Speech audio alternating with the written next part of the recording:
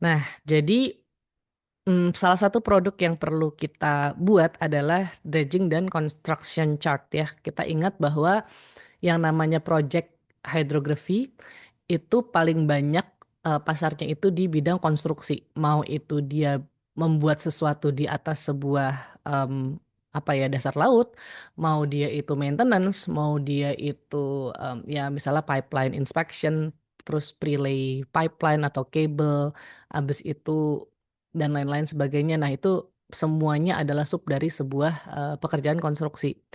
Nah, dredging ini juga sebuah pekerjaan yang besar gitu ya. Nah, walaupun pengalaman saya di bidang dredging and construction ini minim, namun secara garis besar ini gitu ya yang dibutuhkan.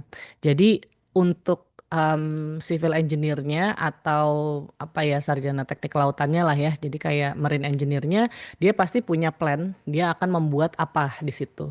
Nah, mereka akan membutuhkan ya model dasar lautnya gitu kan ya. Nah, kira-kira Em, itu dari mana ya? Dari survei, kira-kira seperti itu ya.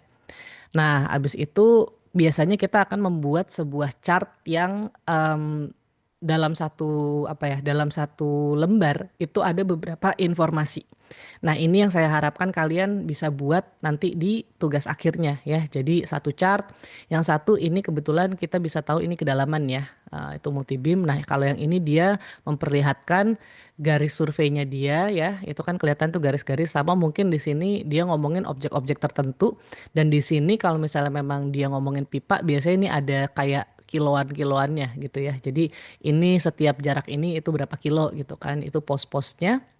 Dan lalu di sini itu mungkin adalah potongan gitu ya. Ini potongan di mana mana yang dia itu kedalamannya adalah kalau di sini saya lihat sih ini adalah ngikutin garis ini ya. Jadi kayak kedalaman di tengahnya, tapi dia beberapa lapis. Jadi ini adalah dasar lautnya.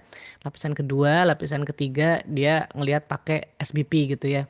Lalu di sini ada kayak capture-capture dari ROV misalnya. Jadi di sini oh kelihatan ada apa, di sini kelihatan ada apa. Nah, kira-kira nanti produk hasil akhir kalian akan mirip-mirip seperti ini ya. Nah, terus abis itu track chart gitu ya. Ini saya kasih contoh dari paper saya aja biar lebih jelas kelihatannya. Nah, jadi track chart ini penting untuk kita tahu stabilitas dari wahana yang kita gunakan untuk pemetaan gitu ya. Jadi apakah dia lurus-lurus atau dia belok-belok gitu kan. Itu juga bisa apa ya, orang yang bikin peta akan tahu bahwa oh pada saat itu kondisi lautnya tenang atau kondisi lautnya parah dan lain-lain sebagainya. Lalu ini adalah bathymetric chartnya tentu kita perlu. Dan ini yang saya bilang pseudo 3D. Jadi dia itu sebenarnya kan ini 2D. Kita ngelihatnya tetap dari atas di mana ini adalah atasnya adalah utara. Nah, tapi kita bisa ngelihat reliefnya gitu ya. Kita bisa ngelihat bahwa oh di sini ada kayak area yang dalam, ini ada area yang dangkal-dangkal dan lain sebagainya. Jadi itu namanya pseudo 3D. Sementara kalau yang ini adalah si 3D view-nya gitu ya. Jadi kita beneran ngelihat objek ini dari samping. Nah, kadang-kadang kita juga bisa ini kayak menampilkan hasil pembersihan. Jadi kayak gini, kan data yang kita ambil itu masih belum bersih gitu kan. Kita harus bersihkan itu. Nah, kita bisa melihat nanti kalau udah bersih dibandingin dengan data yang masih belum bersih kayak tinggal dikurangin aja gitu kan. Nah, ini ada titik-titik yang panjang-panjang ini. Nah, ini adalah titik-titik di mana data itu banyak dibersihkan. Dan ini unik teman-teman. Jadi kalau misalnya kita terbiasa sailing, kita akan tahu ini kan kita juga tahu ya arah berlayarnya seperti apa. Arah berlayarnya itu kayak gini ya. Jadi ke timur, ini ke barat, ini ke timur lagi. Nah, habis itu dia kayak turun pelan-pelan di sini, habis itu ke atas. Nah, kira-kira kayak gitu. Nah, artinya ini kan ke arah timur, ini ke arah barat, ini ke arah timur lagi. Dan kita bisa lihat yang sebelah sini, ini saya hapus dulu ya. Nah, di sini nih, itu kok ada banyak sekali salah gitu. Dan ini data yang akan kalian proses ya untuk hasil akhir.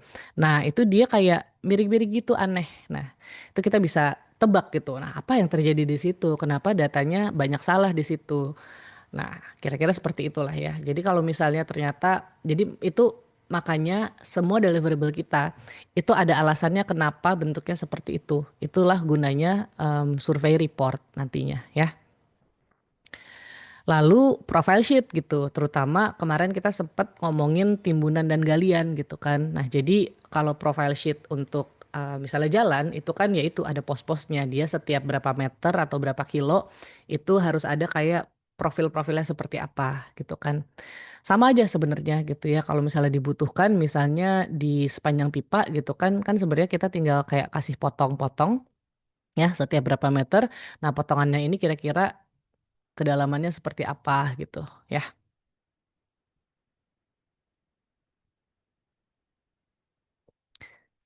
Oke, kita akan bicarakan chart elements di segmen selanjutnya.